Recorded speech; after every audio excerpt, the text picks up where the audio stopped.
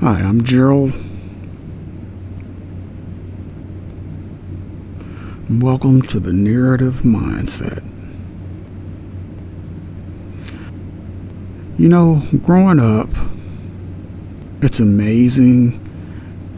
The things that I saw were pretty interesting, but growing up in the inner city it was different. It was definitely different. When they say that we really didn't need movies, they're pretty much serious, because there's all kinds of stuff that goes on in the inner city. I can remember one time I used to like to walk around the neighborhood. Didn't have a car, of course, so I had plenty of energy.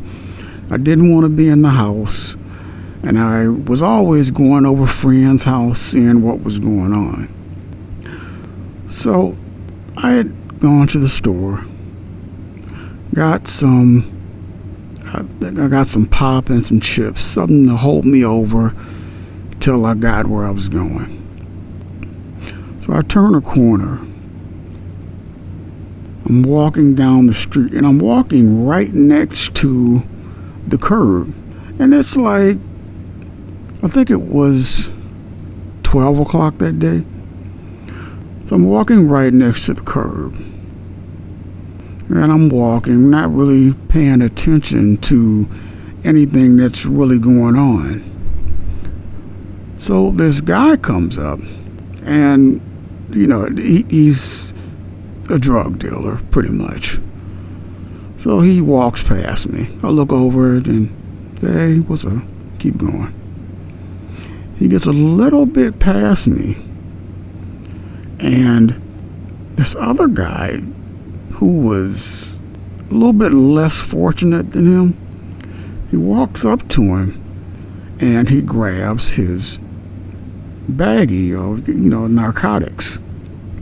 He turns, and I kid you not when I tell this story, he turns, he took one step.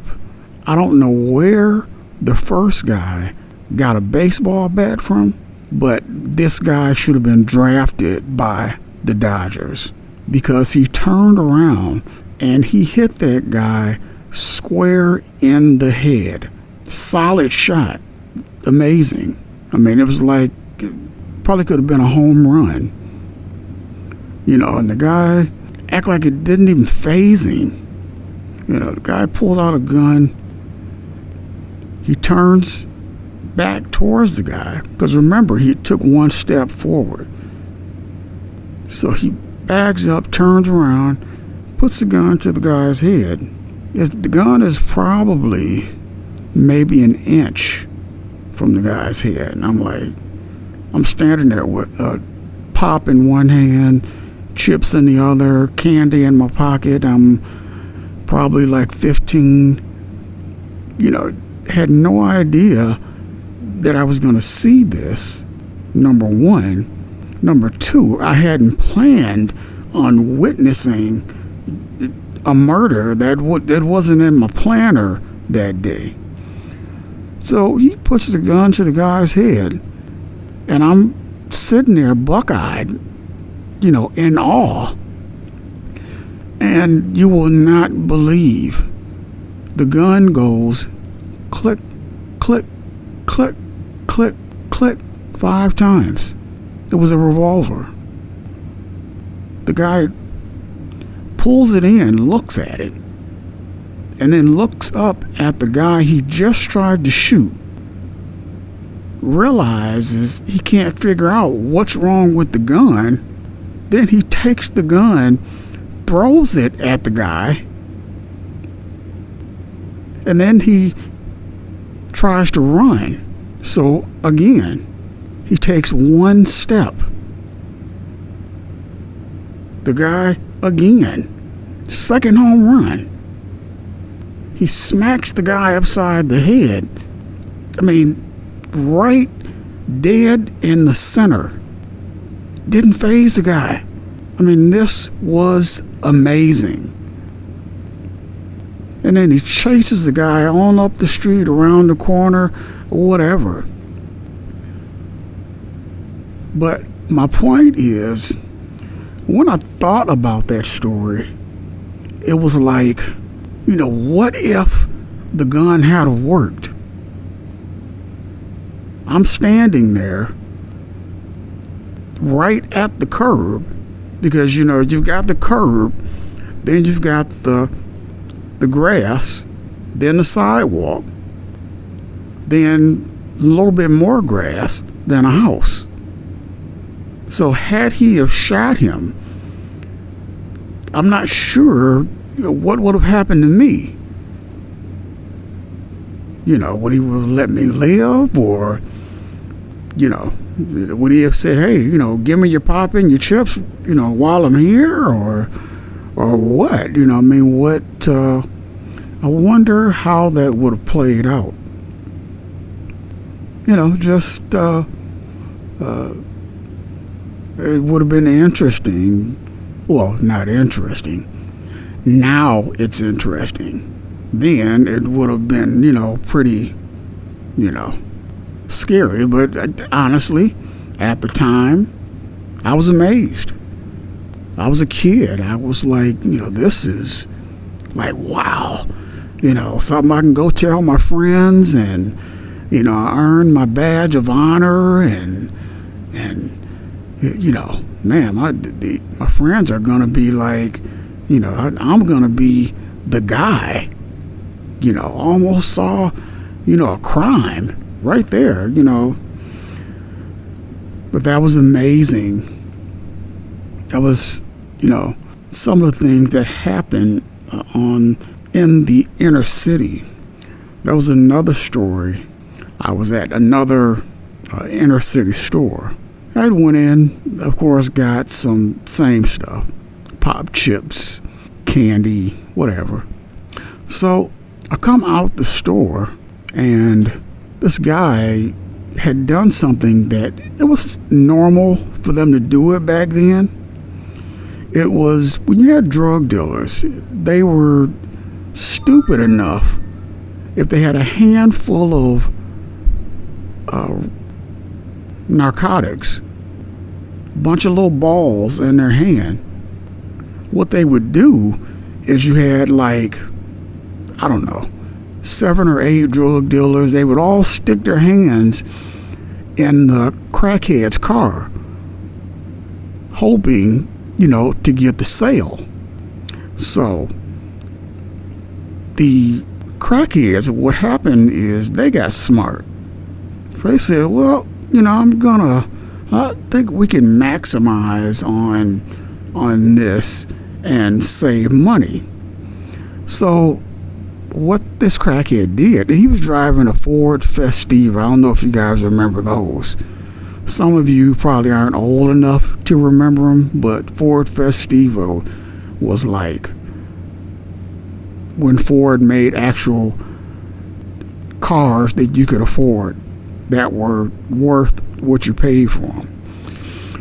So these guys stick their hands in the car, and what he does is he hits their hand, planning on throwing it in reverse, bagging out, speeding off. But he made a mistake. The front of his car was headed towards the store. He made a mistake, and he put his car in drive. There was nowhere to go. And boy, when I tell you that this was another amazing moment, it was an amazing moment. He put his car in drive, and then when the drug dealers kind of realized what he was trying to do, then all of them, it had to be 6 guys.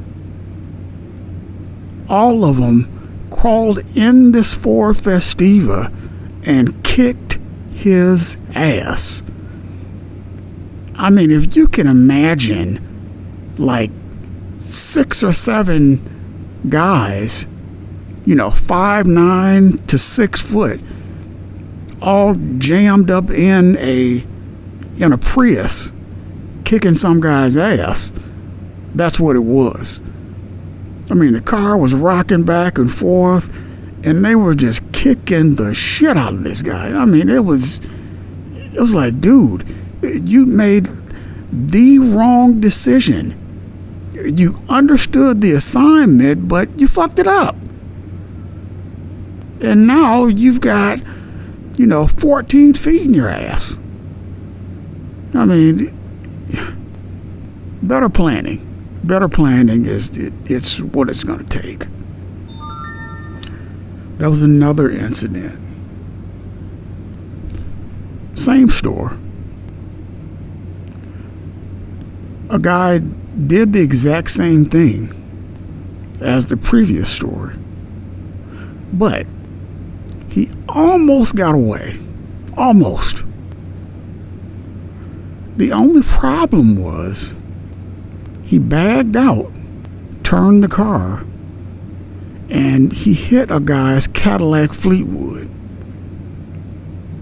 Again, some of you may not remember the Cadillac Fleetwood. The big, long, square Cadillac Fleetwood.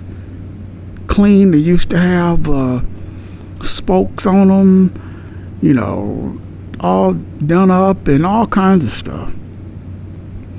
He hit this guy's car. That was his first mistake. Then I lived on the street parallel to the store. So I know where the police station was, and I know what was at the end of the street. So when the guy turns, he hits this guy's Cadillac. He tries to run out the parking lot, speeds out the parking lot, and then he turns the wrong way. Dude, you're headed down towards a street that T-bones into an abandoned baseball field. I mean, that guy's going to put his foot so far up your ass, he's probably going to be stomping on your fucking heart if you don't figure out how to get out of there. The police station's the opposite way, bud. Again, more planning.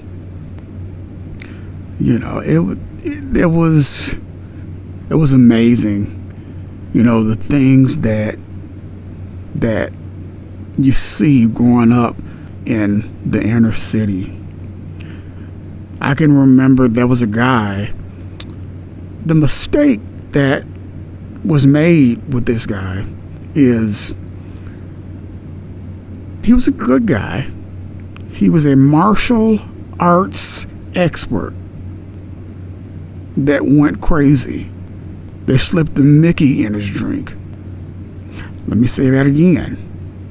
He was a martial arts expert that went crazy, but still was a martial arts expert. The dude was in the park on a regular basis, kicking the bark off trees. He was that good. And then, on top of all that, he ended up getting on crack and couldn't afford it.